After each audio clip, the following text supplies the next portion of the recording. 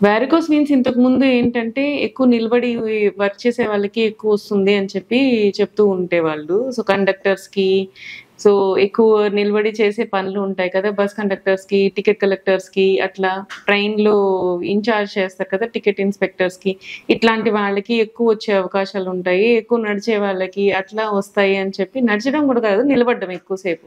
అట్లాంటి వాళ్ళకి ఎక్కువొస్తాయి అని చెప్పేవాళ్ళు. కానీ ఇప్పుడు ఈ మధ్య నేను అబ్జర్వ్ చేస్తుంది ఏంటంటే, ఇంట్లో హౌస్ వైఫ్స్ కూడా ఎక్కువ వారికోస్ వీన్స్ అబ్జర్వ్ చేస్తున్నాం. ఎందుకు అంటే సేమ్ అదే పని.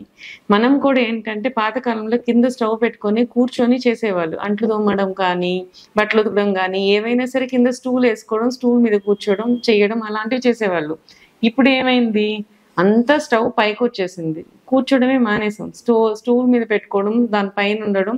మనం కూడా వంటంతా నిలబడి చేయడం. కూరగాయలు కట్ చేసే దగ్గర నుంచి, అంట్లు తోమే దగ్గర నుంచి అన్నీ నిలబడి చేస్తున్నాం. మరి కూర్చునేది చాలా తక్కువైపోయింది. ప్రతిసారి ఒకసారి వంట స్టార్ట్ చేసామంటే 2 గంటలు పడతది. ఈ 2 గంటల సమయం మనం నిలబడే ఉంటున్నాం. సో, ఇట్లాంటి వాటి వల్ల ఈ మధ్య హౌస్ వైఫ్స్ కూడా చాలా మందికి వారికోస్ వీన్స్ అబ్జర్వ్ చేయాల్సొస్తుందనమాట. స్పైడర్ వీన్స్ అని, వారికోస్ వీన్స్ అని అలా నరాలు బ్లాక్ అయిపోయి అట్లా వీన్స్ అనేది నేను అబ్జర్వ్ చేస్తూ ఉన్నాను ఈ మధ్య. సో, ఏంటి అంటే ఇవన్నీ ఒకసారి వచ్చేసాక దాంతో అసోసియేటెడ్‌గా ఈ డయాబెటిస్ ఇవన్నీ ఉన్నప్పుడు ఈ వారికోస్ అల్సర్, డీప్ వెయిన్ థ్రాంబోసిస్‌లు ఇట్లాంటి రకరకాల రోగాలు ఒకటి యాడ్ ఆన్ అయిపోతూ ఉంటాయి. సో, రాకముందే ఏమన్నా చేయడం అనేది మంచి పద్ధతే అన్నమాట. వచ్చాక మనం ఏమంటారు చేతులు గాలేక ఆకులు పట్టుకుంటే ఏమొస్తది అని చెప్పి. సో, అప్పటి వరకు వెయిట్ చేయకుండా ఇప్పటి నుంచే మనం ఏమేం చేయాలి అనుకున్నది కొన్ని చూసుకోవాల్సుంటుంది. మనకు తెలియకుండానే ఆటోమేటిక్‌గా నిలబడి కూరగాయలు కట్ చేస్తూ ఉంటాం. కానీ కూర్చొని కూరగాయలు కట్ చేయడానికి ట్రై చేయండి. ఈవెన్ అంట్లు తోమేటప్పుడు కూడా అంట్లు మన బాల్కనీలో వేసుకొని అక్కడ తోమడానికి ట్రై చేయండి.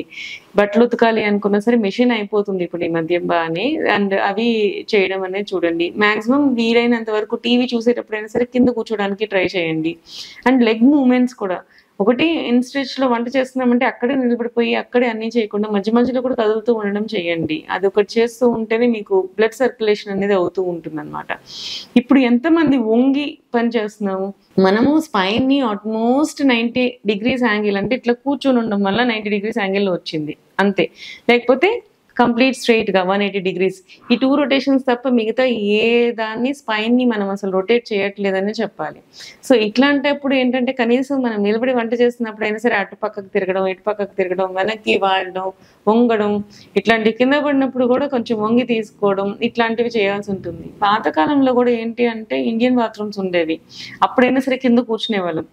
ఆ టైప్ ఆఫ్ పొజిషన్‌లో మనం అసలు రోజు మొత్తంలో ఎన్ని సార్లు కూర్చుంటున్నాం? అసలు కూర్చోవట్లేదనే చెప్పాలి.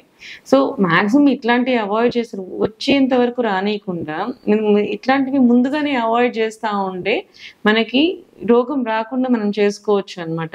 టీవీ చూసేటప్పుడు కింద కూర్చొని చూడడము. ఏవన్నా కొన్ని ఎక్కువ సేపు మనం కూరగాయలు కట్ చేయాలి అనుకున్నప్పుడు కూర్చొని కూరగాయలు కట్ చేయడము. వంట చేసేటప్పుడు కూడా మధ్య మధ్యలో ఎళ్లి కలిపేసొచ్చి మళ్ళీ చైర్‌లో కూర్చుంటూ ఉండడము. ఇట్లాంటి కొన్ని టిప్స్ మాత్రం ఖచ్చితంగా ఈ హౌస్ వైఫ్స్ అనేది పాటించాల్సుంటుంది. ఈవెన్ సాఫ్ట్‌వేర్ ఎంప్లాయీస్ కూడా కూర్చొనున్న ప్లేస్‌లో అలా కూర్చొని ఉండకుండా మధ్యలో లేసి కదులుతూ ఉండడం. వీళ్ళకేంటంటే వారికోస్ వీన్స్ కంటే ముందు బ్యాక్ పెయిన్స్ కూడా ఎక్కువ వచ్చేస్తుంటాయి కదా! వాళ్ళకి కూడా మూవ్‌మెంట్స్ అనేది చాలా ఇంపార్టెంట్ అండి. మధ్యలో లేసి మూవ్ చేస్తా ఉండడం ఇవన్నీ చేయాలి.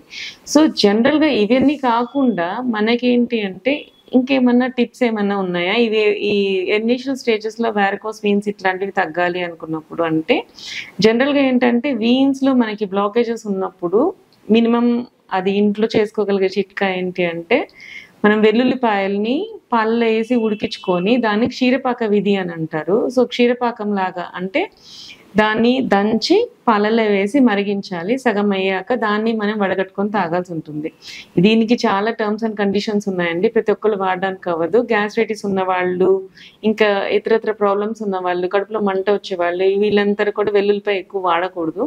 సో, ఏంటి అంటే ఒక డాక్టర్‌ని వెళ్లి కన్సల్ట్ చేసి ఇది మీకు సెట్ అవుతుంది అనుకుంటే అయి వాడుకోండి.